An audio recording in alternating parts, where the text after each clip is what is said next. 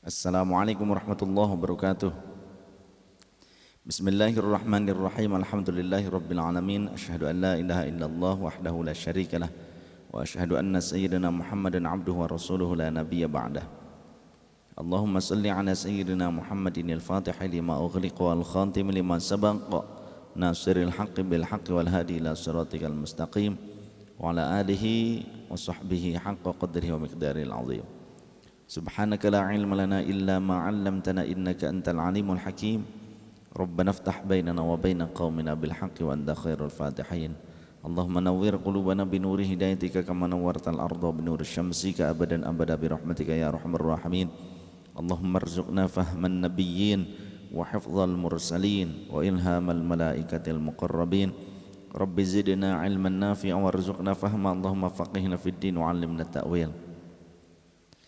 Allahumma hdi qaumana wa ahlana wa dhurriyyatana wa talamidana wa muridana wa atba'ana wa ahbabana wa man da'ana bil khairat wa man nasara da'watana wa ma'isyatana wa jiranana wa sultanana wa umara'ana wa ra'iyatana wa mar'ana wa man sami'a kalamana bihudaka ihdina wahdihim ila siratikal mustaqim siratal ladzina an'amta 'alaihim minan nabiyyin was-siddiqin wasyuhada'i wal 'arifin ihdina wahdihim bihudaka ya Allah hatta taba'una fi aqidati ahli sunnati wal jamaah وجلسونا استقامة ومحبة وخدمة في مجلس أحباب الرسول رب اشرح لنا صدورنا ويسر لنا أمورنا واحلل عقدة من ألسنتنا يفقهوا أقوالنا واجعلنا وزيرا من أهلنا واتبعنا وسلطاننا وأولئك ونعمك برحمتك يا أرحم الراحمين اللهم سلمنا وسلم أهلنا وأولادنا ووالدينا وذريتنا وأزواجنا وزوجاتنا وتلاميذنا ومريدنا وأتباعنا وجماعتنا من أهل مجلس أحباب الرسول وإخواننا من المؤمنين والمؤمنات والمسلمين والمسلمات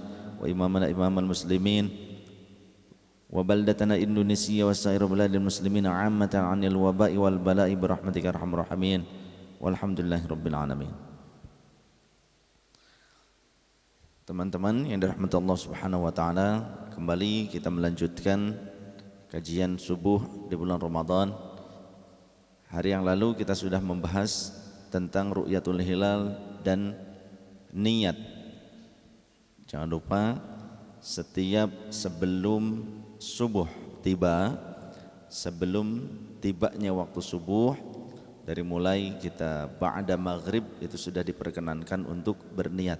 Jadi jangan lupa niat saum Ramadannya diungkapkan di dalam qalbunya dan dianjurkan juga untuk dilafadzkan di setiap malam-malam Ramadan.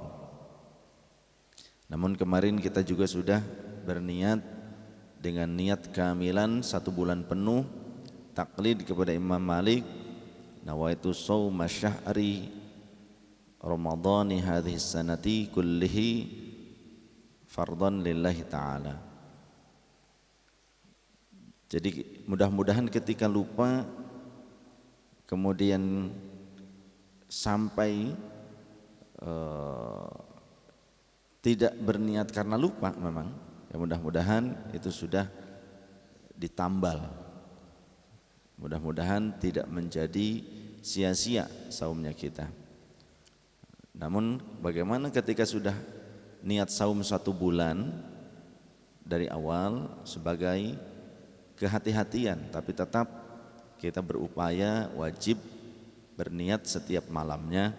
Namun lupa, ingat-ingat di siang hari, ya niat saja tidak apa-apa, sah-sah, karena kita sudah melakukan niat 1 bulan penuh di awal Ramadan. Kita lanjutkan kajian kita. Kemudian juga kemarin kita membahas tentang lafaz Ramadhani hadhihi sanati, di mana lafaz Ramadan ini merupakan isim ghair munsharif. Yang isim ghair munsharif ini ketika JR-nya difathahkan wa jurra bil fathati ma la yansharif ma lam yudhaf au yaku ba'da al-radif, kecuali ketika diidofatkan, maka lafaz Ramadan diidofatkan dengan isim isyarah hadhihi. Ini jadi zaraf Ramadhani hadhihi sanati, maka nunnya dari lafaz Ramadan karena menjadi mudhaf diidhafatkan dengan lafaz hadhihi sanati, maka Ramadannya harus dikasrahkan ma lam yudhaf au yaku ba'da al-ratif, atau ketika menggunakan alif lam maka juga tidak difathahkan tapi dikasrahkan ketika disandingkan dengan alif lam.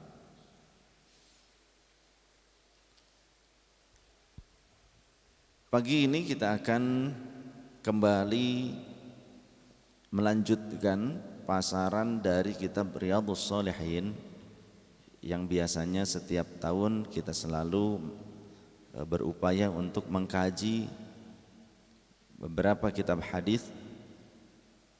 Tahun lalu kita sudah mengkhatamkan kitab Ihya'ul Mayyit bi Fadaili Ali Baitin Nabi sallallahu alaihi wasallam karya Imam Jalaluddin As-Suyuti, tentang hadis-hadis yang berkenaan dengan Ahlul Bait Rasul sallallahu alaihi wasallam. Tapi tahun sebelumnya kita baru mengkaji separuh dari kitab Riyadhus Shalihin. Kita akan kembali melanjutkan Riyadhus Shalihinnya. Bismillahirrahmanirrahim. Al-Fatihah ila hadratil habib sayyidina Muhammadin sallallahu alaihi wasallam wa ala alihi washabihi wa azwajihi wa dzurriyyatihi wa baitil kiram. Thumma ila hadratil Imam An-Nawawi rahimahullah wa li jami' masyayikhina wa masyayikh majma'in wa li arwahi abaina wa ummatina wa jidadina wa jiddatina wa ikhwanina wa khalatina wa qariban wa jami' ahlana wa li arwahi jami'il mu'minin wal mu'minat wal muslimat wa li murabbi ruhina wa li mursyidina maulana syekh lahumul Fatihah. أعوذ بالله من الشيطان الرجيم. بسم الله الرحمن الرحيم. الحمد لله رب العالمين الرحمن الرحيم مالك يوم الدين. إياك نعبد وإياك نستعين اهدنا الصراط المستقيم صراط الذين أنعمت عليهم غير المغضوب عليهم ولا الضالين آمين. Bab yang akan kita bahas saat ini adalah tentang seruan kepada para pemimpin, peringatan kepada para pemimpin, nasihat kepada para pemimpin agar mengangkat pendamping yang soleh, anjuran kepada para pemimpin untuk memilih wazir yang soleh, termasuk kalau seperti di Indonesia secara presidensial berarti ada wakil presiden, kemudian juga ada para menteri. Kalau di luar negeri ada perdana menteri juga. Maka selayaknya untuk memilih yang soleh. InsyaAllah mudah-mudahan para pemimpin di negeri kita menjadi para pemimpin yang disolehkan oleh Allah Subhanahu wa taala. Allah Subhanahu wa taala berfirman, Bismillahirrahmanirrahim. Al-akhillau yawma idzin ba'duhum li ba'din adu ba'duhum li ba'din aduwwun illal muttaqin. Wallahu wa rasul a'lam bi muradi wa ma'nah. Al-akhillau, adapun teman-teman, teman akrab, sahabat yang senantiasa menjadi komunitas kita, khalil, jamannya akhilla. Yauma idzin, pada hari itu, ba'dhum li ba'din aduwwun, pada hari apa? Pada hari kiamat atau hari pertanggungjawaban, yaumil hisab, di hadapan Allah Subhanahu wa taala. Satu sama lain merupakan musuh karena akan mendakwa, akan menjadi saksi satu sama lain nanti di akhirat. Ketika kita di dunia punya teman ternyata pernah mengambil haknya, melakukan kezaliman kepadanya, mungkin saat ini teman-teman kita diam, tidak membalasnya. Tapi nanti di akhirat, orang yang pernah kita ambil haknya, mereka akan menuntut keadilan kepada Allah Subhanahu wa taala atas apa yang kita lakukan. Maka menjadi aduun, akan seolah-olah seperti musuh pada saat itu. Illal muttaqin, kecuali orang-orang yang bertakwa ketika hidupnya. Maka orang-orang bertakwa ini satu sama lain, jangankan dengan yang kenal, jangankan dengan teman-temannya, dengan teman karibnya, dengan sahabatnya, dengan yang tidak kenal pun mereka akan bersahaja satu sama lain.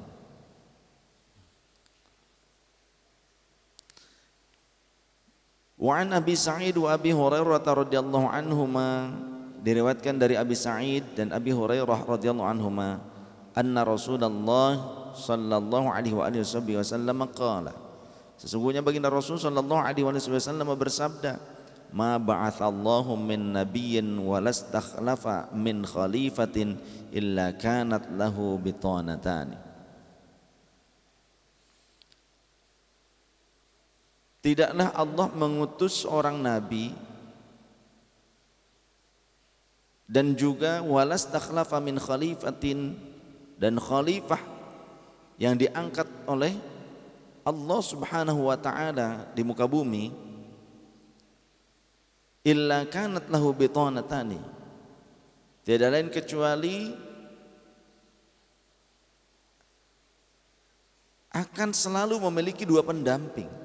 Akan Allah sediakan baginya kanat lahu bitanatani, illa kanat, kecuali ada, lahu iku tetap maring ikulah nabi ya, apa bitanatani, dua pendamping.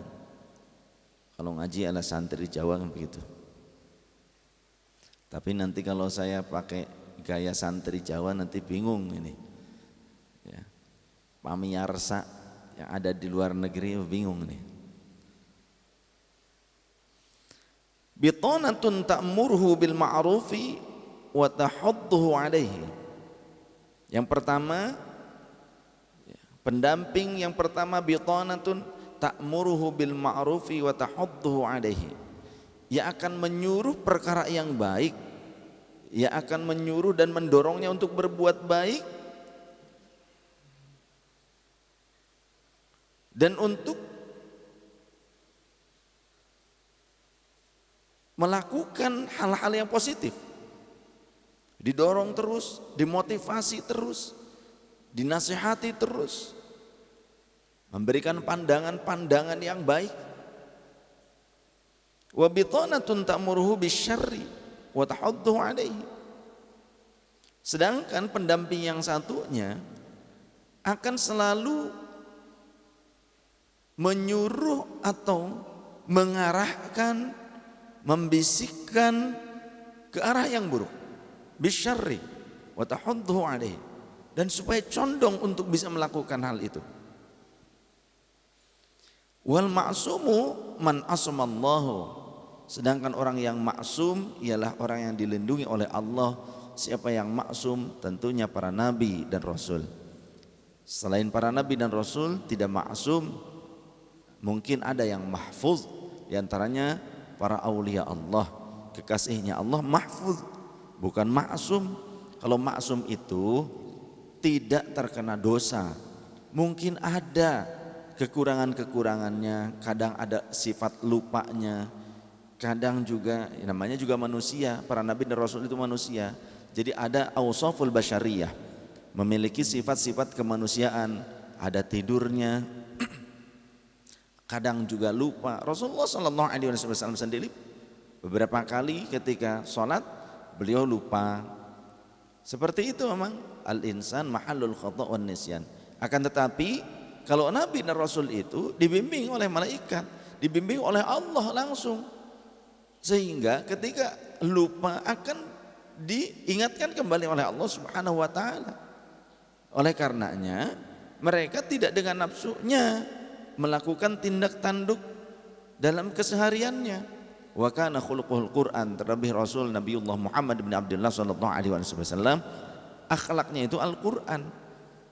Dan sebagaimana Al-Qur'an juga menyatakan, la yantiqu 'anil hawa in huwa illa wahyu yuha annamahu syadidul quwa dzu mirratin fastawa. Beliau tidak berucap dengan hawa nafsunya, akan tetapi beliau berucap dengan bimbingan wahyu dari Allah Subhanahu wa taala. Oleh karenanya hadis Rasul Shallallahu Alaihi Wasallam pun menjadi salah satu dari landasan hukum Islam selain daripada Al-Quran. Bahkan hadis Rasul Shallallahu Alaihi Wasallam juga menjadi syarah, menjadi tafsir daripada Al-Quran itu sendiri.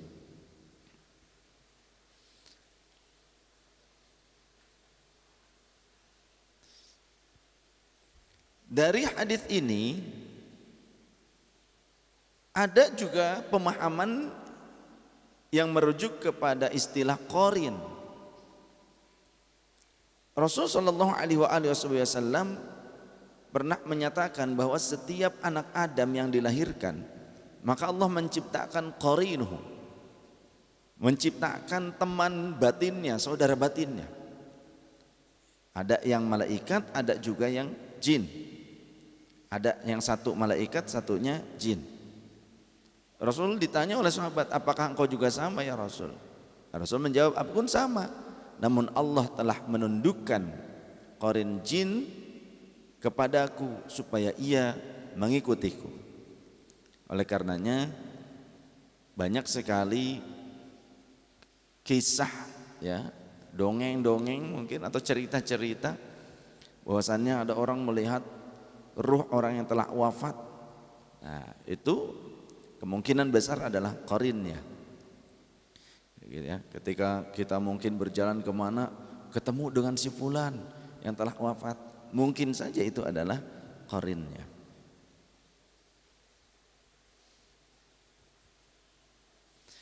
Dan dari hadis ini pun juga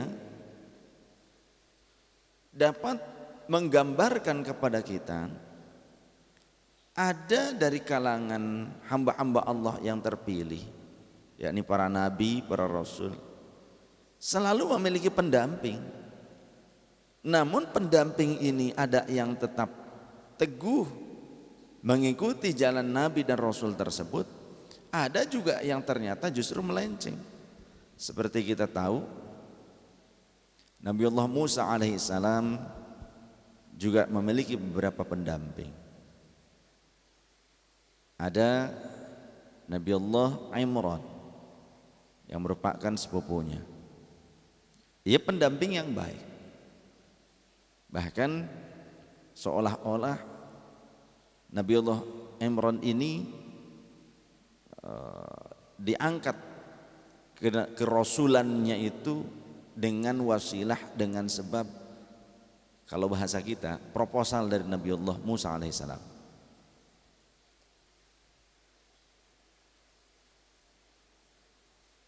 Karena Nabiullah Musa berdoa, Rabbishrah li sadri wa yassir li amri wahlul 'uqdatam min lisani yafqahu qawli waj'al li waziran min ahli Harun. Mohon maaf, bukan Nabi Imran tapi Nabi Harun. Waj'al li waziran min ahli Harun akhi. Nabi Harun, mohon maaf. Saya ralat, bukan Nabi Imran tapi Nabi Harun. Jadi Nabi Harun diangkat menjadi rasul oleh Allah Subhanahu wa taala dengan sebab musabab, dengan wasilah proposalnya Nabiullah Musa alaihissalam. Waj'alli waziran min ahli Harun akhi. Kenapa kok Nabiullah Musa minta supaya Nabi Harun ini menjadi wazirnya beliau, menjadi penolong beliau, menjadi asistennya beliau, sehingga ketika Nabiullah Musa akan berkholwat selama 40 hari, asalnya 30 hari, tapi Allah memerintahkan menyempurnakan 10 hari lagi menjadi 40 hari di Jabal Tursina untuk menerima wahyu. Maka Nabiullah Musa alaihissalam memerintahkan Nabiullah Harun lah yang berdakwah di kalangan umatnya. Kenapa kok Nabi Musa meminta kepada Allah supaya Nabi Harun diangkat? Karena ketika Nabiullah Musa masih bayi, kan dilarung oleh ibunya di Sungai Nil, ternyata justru bermuara di keraton Fir'aun, yang mana Fir'aun sudah diprediksi oleh para kahin, oleh para dukun. Mereka memprediksi bahwasannya Fir'aun nanti akan mati dan kalahnya oleh seorang anak laki-laki dari kalangan kaumnya, dari kalangan Bani Israel. Maka kemudian Fir'aun menghabisi anak laki-laki, dibunuh di mana. Namun justru ada satu anak laki-laki yang dilarung karena ketakutan sang ibu ini. Takut juga bukan karena takut asal takut, tapi memang kasih sayang. Dan ibunya pun mendapatkan petunjuk dari Allah Subhanahu wa taala, mendapatkan ilham dari Allah Subhanahu wa taala untuk melarung anaknya. Disimpan pada sebuah wadah, sebuah peti yang kemudian dilarung di sungai. Malah justru bermuara di istananya Fir'aun.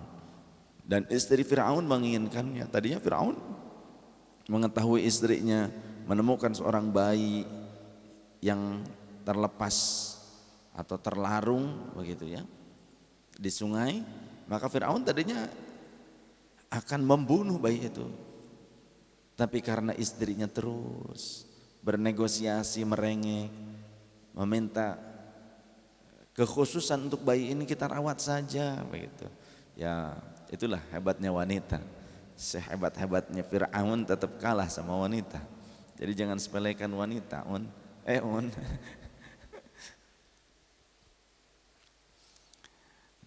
Jadi sehebat-hebatnya laki-laki, sejago-jagonya laki-laki, sekeras-kerasnya laki-laki, ya tetap saja. Kalau di rumah mah iya mama begitu.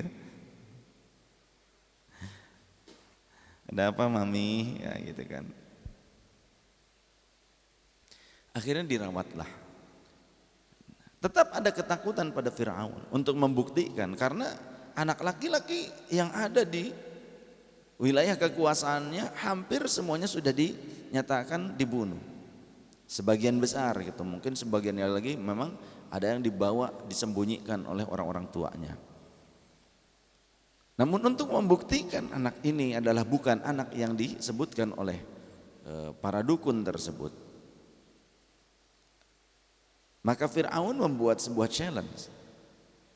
Disediakan di depan Nabiullah Musa yang masih kecil itu ada apel, ada bara api. Maka dilepaskan sekitar beberapa jaraknya gitu, sekitar beberapa meter jaraknya, dilepaskanlah Nabiullah Musa yang masih kecil ini. Ketika dilepaskan, tadinya beliau itu akan mengambil apel, akan merangkak ke arah apel, tapi malaikat Jibril kemudian membelokkan arah Nabi Musa, sehingga yang diambilnya membelokkan tangannya itu. Yang diambilnya akhirnya bara api, kemudian dimasukkan ke mulutnya, ya jelas terbakar lidahnya, kemudian menangis sejadi-jadinya. Maka Fir'aun tertawa pada saat itu, merasa senang. Akhirnya sang istri agak kecewa kepada Fir'aun. Kenapa, kalau bahasa sekarang, kenapa kok ayah senang sih lihat anak ini malah memakan bara api sampai dia menangis seperti ini? Kenapa ayah malah senang? Ya aku senang, berarti bukan dia yang akan membunuhku katanya. Bukan dia yang akan meruntuhkan kekuasaanku. Ya kalau begitu nggak apa-apa, sudah urus sampai besar, nggak apa-apa, boleh. Padahal itulah cara Allah untuk menyampaikan dakwahnya kepada Fir'aun. Allah Maha mengerti dengan segala rahasia. Hanya kita saja kadang suudzon, termasuk dengan munculnya wabah penyakit virus COVID-19 ini, seringkali kita suudzon kepada Allah. Sering saya dengar keluhan-keluhan dan juga pesimisme dari masyarakat, dari umat. Ada ya, banyak orang yang ternyata mengeluh, merasa pesimis. Maka saya katakan, inilah kesempatanmu untuk meraih cintanya Allah, di mana saat ini Allah ingin mengujimu dalam keputusasaanmu. maka engkau akan membutuhkan Allah. Dalam keputusasaan itu ada kalanya orang kalau sudah putus asa di ujung tanduk, sudah kepasrahannya totalitas kepada Allah. Tapi ternyata ketika belum seperti itu, ketika banyak diuji dengan kenikmatan duniawi, banyak orang yang terlena. Jadi Nabiullah Harun alaihissalam itu menjadi salah satu bitanah, pendamping dari Nabi Musa alaihissalam yang baik, yang selalu mengajak pada kecondongan pada hal yang baik. Namun juga Nabi Musa juga punya saudara, punya kerabat, Qarun. Bahkan tadinya Qarun merupakan juru tulisnya. Namun ternyata justru Qarun menjadi pembangkang. Kemudian juga ada yang lainnya namanya Musa, sama-sama Musa, tapi Musa As-Samiri. Sebelumnya Musa As-Samiri ini merupakan salah satu dari pengikut Musa. Namun ketika Nabiullah Musa pergi untuk berkhulwat, untuk mendapatkan wahyu dari Allah Subhanahu wa taala di Jabal Tursina, malah Musa As-Samiri ini mengajak kaumnya untuk bermaksiat kepada Allah. Dengan cara apa? Musa As-Samiri membuat patung, ya, membuat patung dari emas yang kemudian ketika dilemparkan ke api, patung itu menjadi bisa berbicara dengan sihirnya, supaya masyarakat menyembah patung tersebut, patung anak sapi. Maka orang seperti ini berarti walaupun pernah menjadi orang dekat, walaupun dia pernah menjadi apa ya istilahnya, seorang pendorong, pendukung, tapi karena dia terlena dengan kenikmatan-kenikmatan dunia, maka kemudian ia akan menjadi orang-orang yang tersesat dan bisa menyesatkan orang lain. Ini contoh dari hikayat-hikayat Nabi terdahulu.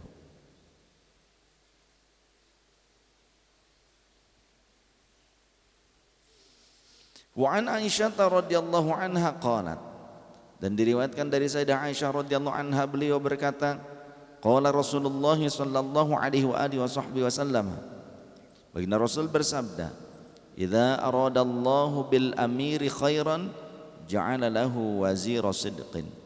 Jika Allah menghendaki seorang pemimpin menjadi baik, maka Allah akan menjadikan seorang wazir. Wazir itu bisa jadi pembantu, menteri, atau wakil. Kalau di kita kan presiden ya, pemimpin, amir di sini adalah presiden, berarti ada wazirnya adalah wakil presiden dan juga para menteri. Alhamdulillah pemimpin negeri kita diberikan wazir, seorang ulama yang keilmuannya juga sudah mumpuni dan diakui bukan cuma di Indonesia tapi di mancanegara. Bahkan beliau mendapatkan gelar kehormatan Bapak Ekonomi Syariah, Ki Haji Ma'ruf Amin, Bapak Ekonomi Syariah.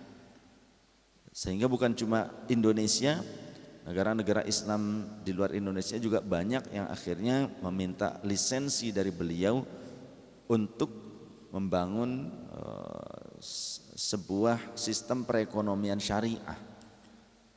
Karena fatwa-fatwa beliau, kemudian juga hasil riset dan kajian beliau secara ilmiah Islamiyah dapat diterima dan menjadi solusi bagi perkembangan perekonomian Islam. Luar biasa. Sehingga yang saya tahu beberapa negara Islam pun banyak meminta lisensi kepada beliau untuk membuat bank-bank syariah, termasuk di Timur Tengah, karena banyak orang-orang di Timur Tengah, para pengusaha agnianya menyimpan uangnya sampai di Eropa. Yang kemudian negara-negara itu termasuk negara-negara non muslim pun ada seperti Korea Selatan, sampai membangun atau membentuk perbankan syariah di sana dan minta lisensinya dari Syekh Ma'ruf Amin. Tapi itu di luar negeri ya, penghormatan itu luar biasa. Sampai-sampai ketika beliau berkunjung ke negara-negara yang ingin mendapatkan lisensi dari beliau, merah putih berkibar dengan bendera-bendera yang besar di mana-mana. Tapi kalau di Indonesia sendiri banyak orang-orang bodoh yang justru menganggap beliau itu kerdil, mengerdilkan beliau, mengecilkan beliau. Karena apa? Gak bisa move on dari Pilpres. Karena sebelum Pilpres kan ada fatwa MUI, wah ramai-ramai bela fatwa MUI sampai membuat ormas, kelompok. Tapi ketika jalan pilihan politik berbeda, MUI-nya sendiri tidak didukung lagi. Seperti itulah. Jadi dalam politik tidak ada kawan yang abadi ataupun lawan yang abadi. Apa yang abadi? Yang abadi hanyalah kepentingan pribadi saja.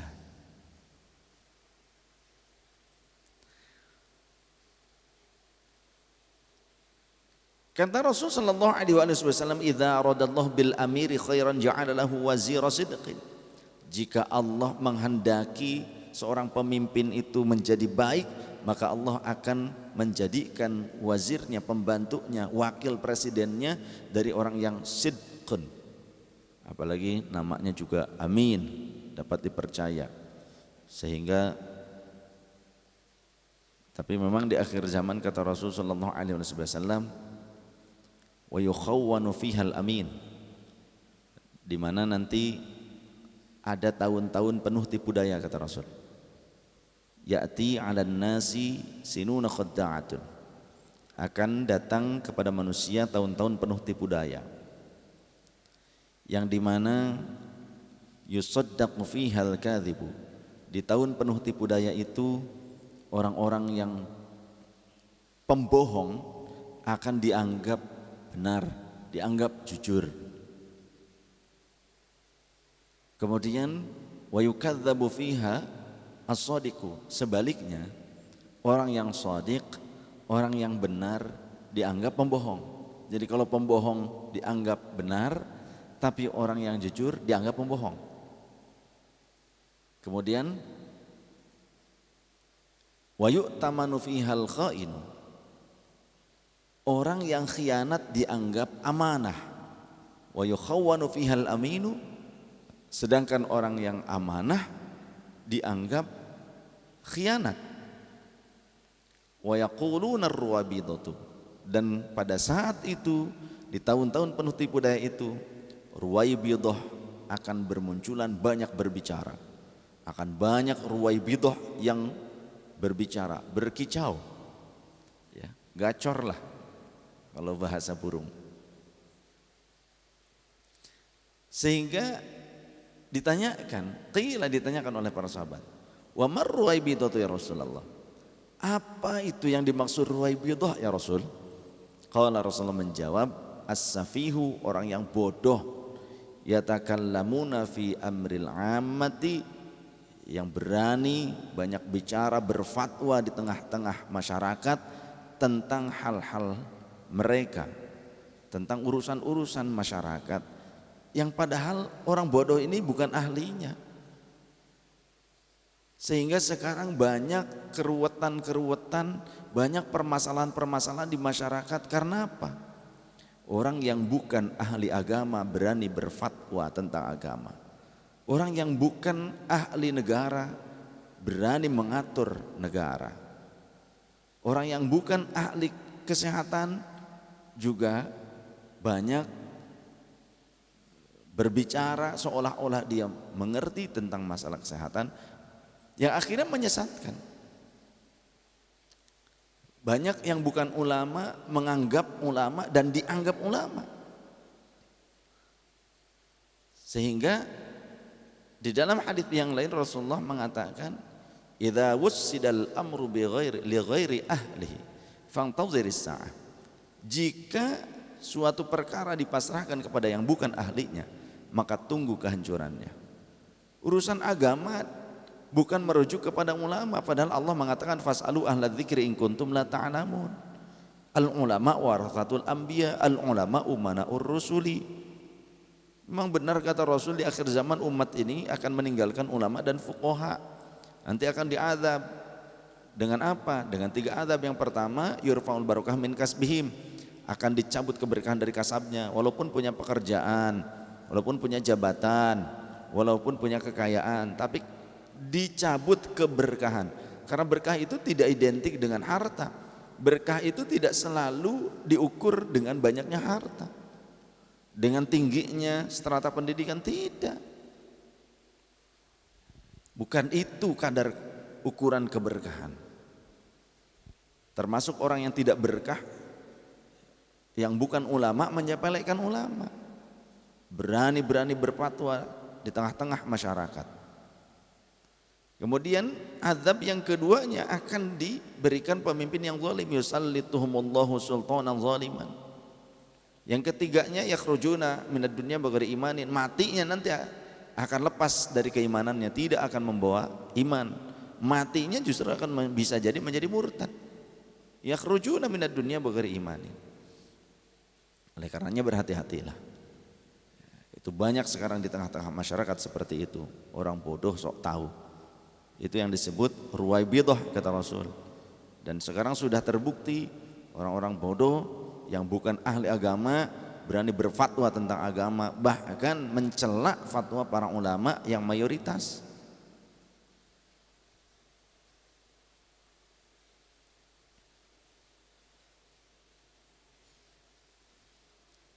Wa idza arada bihi ghaira dzalika ja'ala lahu wazira su'in. Tapi jika Allah menghendaki berlainan, artinya menghendakinya untuk tidak menjadi baik, maka Allah akan menjadikan pembantunya dari kalangan orang-orang yang buruk perangainya. In nasiya lam yudzakkirhu, sehingga jika pemimpin ini melakukan kekhilafan sampai lupa, ya, lupa diri, sehingga pembantunya ini tidak memberikan nasihat, tidak menegurnya, dibiarkan saja begitu saja. Wa in dzakara lam yu'inhu, tapi justru jika ia ingat, malah pembantunya tidak mau menolong, tidak mau mendukungnya, berlainan jalannya.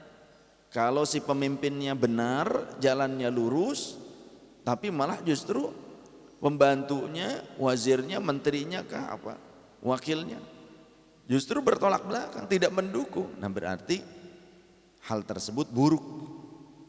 Tapi kalau yang baik, wazirnya juga baik,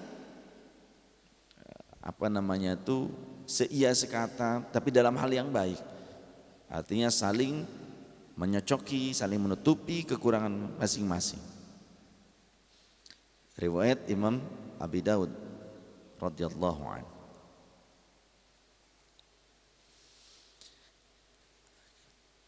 Kemudian ada larangan memberikan jabatan kepada orang yang memintanya. An Abi Musa al-Asy'ari radhiyallahu anhu qala, dari Abi Musa al-Asy'ari radhiyallahu anhu ia berkata, dakhaltu 'ala Nabi sallallahu alaihi wasallam ana wa rajulani min bani ammi. Aku dan 2 orang dari bani ammi, dari bani Asy'ari maksudnya, mohon maaf, dari bani pamannya, dari keluarga pamannya, datang kepada baginda Nabi sallallahu alaihi wasallam. Faqala ahaduhuma, kemudian salah satu di antara mereka bertanya, ya Rasulullah, amirna ala ba'di ma wallaka Allahu azza wa jalla.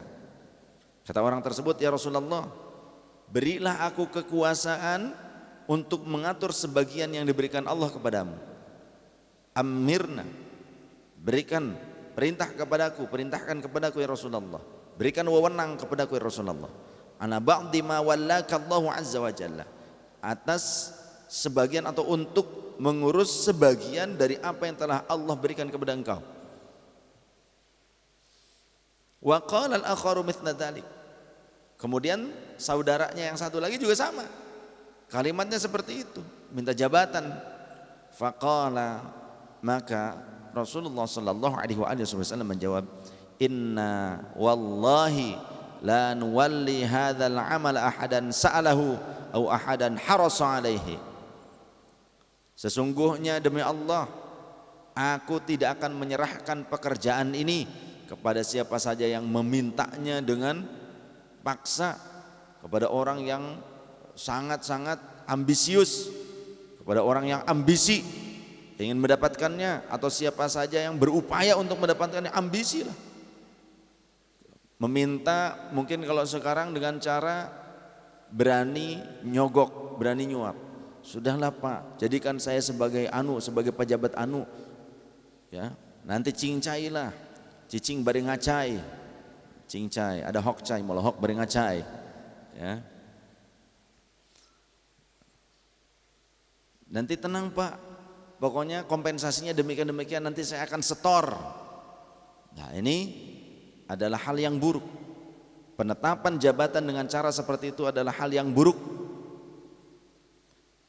Hadis ini sahih, muttafaq alaih, disepakati kesahihannya oleh Imam Bukhari dan Imam Muslim.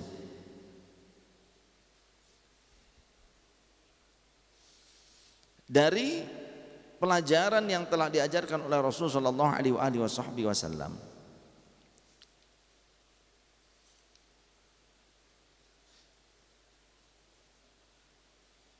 dapat kita ambil kesimpulan bahwasannya jangan sampai kita terlena dengan jabatan. Jangan sampai kita menjadi orang yang sangat ambisius dengan jabatan duniawi, karena itu merupakan amanah dan berat. Kalau orang ambisius dengan jabatan duniawi, umumnya adalah orang-orang yang menginginkan keuntungan duniawi. Ketika sebelum dia menjadi seorang pejabat, toh-tohan seolah-olah mempertaruhkan uang yang banyak. Ketika dia menjadi pejabat, maka bukan kepentingan rakyat yang didahulukan, tapi balik modal dulu yang diutamakan, plus tambah keuntungan. Kebanyakan seperti itu. Semoga negeri kita lebih baik dari saat ini. Semoga negeri kita dijadikan negeri yang dirahmati, diberkahi, dibimbing, diselamatkan, dijaga oleh Allah Subhanahu wa taala. Semoga korupsi di Indonesia bisa dihilangkan. Semoga korupsi di negeri kita hilang. Korupsi di negeri kita dibabat habis oleh Allah Subhanahu wa taala, dengan Allah memberikan kekuatan kepada orang-orang yang bisa menghilangkan korupsi dari negeri kita ini. Allah akan menjadikan para pemimpin di negeri kita dari kalangan orang-orang yang punya integritas yang tinggi, punya kekuatan iman, punya ketakwaan, kekuatan spiritual yang mendalam, yang melekat, kekuatan imannya. Supaya apa? Supaya tidak gentar, tidak berubah haluannya ketika terus diserang dan diserang oleh para mafia tersebut. Mudah-mudahan Allah memberikan kesadaran, taufik, hidayah dan inayah kepada mereka. Tapi jika terus berupaya untuk merusak bangsa ini, semoga Allah menghancurkan langkah-langkah dan makar mereka. Wa makaru wa makarallah wallahu khairul makirin. Wa makaru wa makarallah wallahu khairul makirin. Demikian yang dapat saya sampaikan pagi hari yang cerah ini, yang sejuk ini. Mudah-mudahan kalbu kita pun tetap sejuk, supaya imunitas tubuh tetap terjaga, tetap kuat untuk bisa menangkal virus-virus corona dan semacamnya. Tapi yang paling berbahaya bukan virus corona, yang paling berbahaya adalah virus-virus cinta. Ini yang galau, ini ambiar langsung, yang di rumah ini ambiar langsung, ya. Virus-virus hubbud dunya, itu yang bahaya, ya. Virus cinta dunia maksudnya. Kalau cinta dia itu terserah Anda selanjutnya. Masya Allah. Virus akidah, virus ideologi itu yang berbahaya.